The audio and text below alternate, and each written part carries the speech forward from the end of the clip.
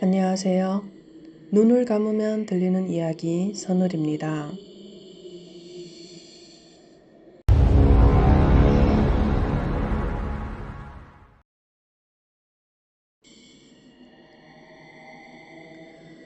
오늘 이야기는 조금 기이합니다. 혹시 이런 말을 들어보신 적 있으신가요? 사람은 3번, 귀신은 4번 문을 두드린다. 만약 한밤중 누군가 당신의 문을 4번 두드린다면 그 문 열지 않는 것이 좋을지도 모릅니다. 오늘 이야기는 중국 산둥성 칭다오 교외 한적한 시골에서 실제로 벌어진 일입니다. 그날 밤 리종핑은 대형 화물차를 몰고 있었습니다. 고속도로 요금을 아끼기 위해 그는 일부러 어두운 시골길을 선택했습니다. 출발 시간이 새벽이라 시간이 흐르면서 그의 피로는 점점 쌓여갔습니다. 눈꺼풀이 무겁게 내려앉고 집중력도 점점 흐려지던 그 순간 갑자기 헤드라이트 앞에 무언가가 튀어나왔습니다. 어린 남자아이였습니다. 리종핑은 반사적으로 브레이크를 세게 밟았습니다. 하지만 이미 늦었습니다. 비포장 시골길, 자갈이 깔린 바닥은 타이어를 전혀 붙잡아주지 못했습니다. 차는 미끄러졌고 약 50m를 끌려간 뒤에야 겨우 멈춰섰습니다. 차 안은 숨이 막힐 듯 조용해졌습니다. 리종핑은 떨리는 손으로 문을 열고 내렸습니다. 그리고 차 뒤를 돌아본 순간 눈앞의 광경에 기절할 뻔했습니다. 길 위에 반듯하게 누워있는 아이. 몸에는 바퀴에 치인 흔적이 뚜렷하게 보였고 머리는 심하게 손상되어 피로 젖어 있었습니다. 움직임은 전혀 없었고 이미 숨이 멎은 상태였습니다. 그 순간 그의 머릿속은 하얘졌습니다. 이 화물차는 대출을 받아 겨우 마련한 생계수단인데 만약 이 사고가 알려진다면 그가 감당해야 할 보상은 가정을 무너뜨릴 수도 있는 금액이었습니다.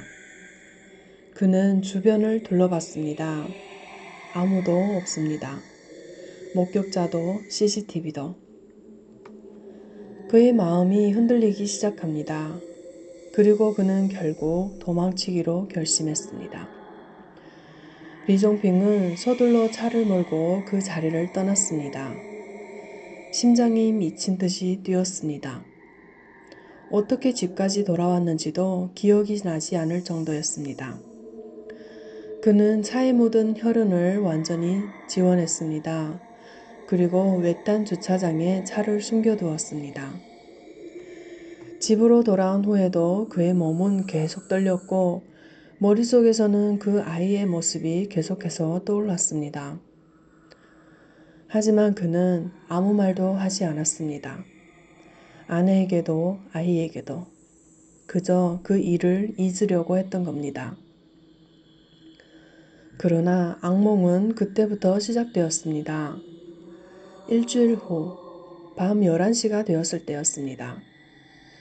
그는 잠자리에 들 준비를 하고 있었는데 갑자기 문 밖에서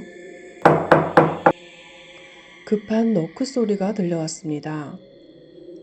리종핑의 심장이 순간적으로 얼어붙었습니다. 그는 직감했습니다.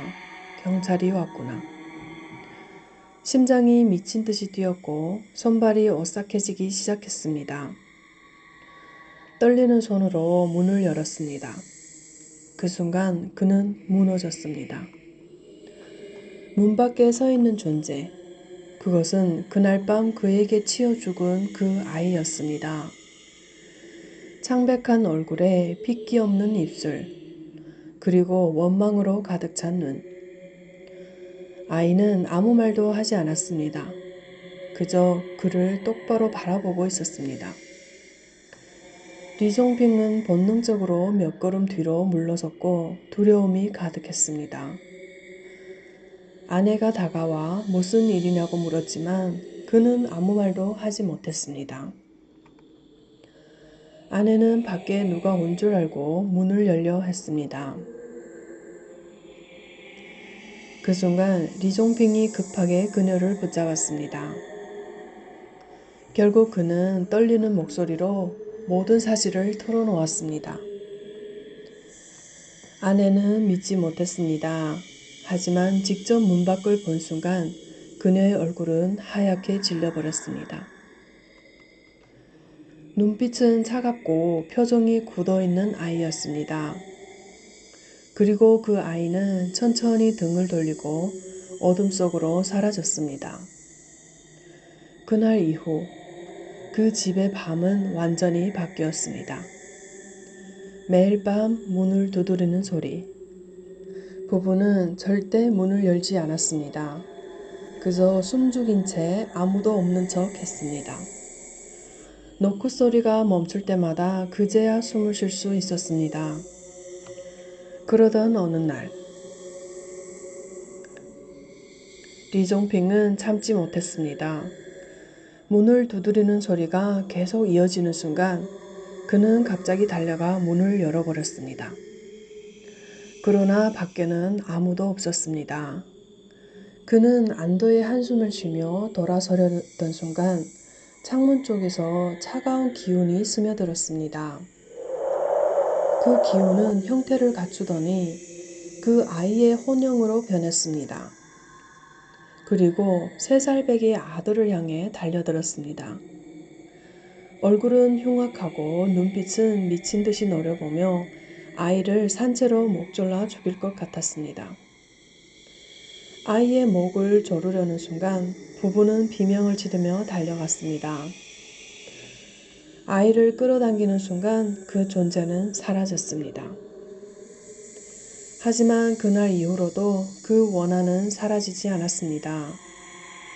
리종핑은 깨달았습니다.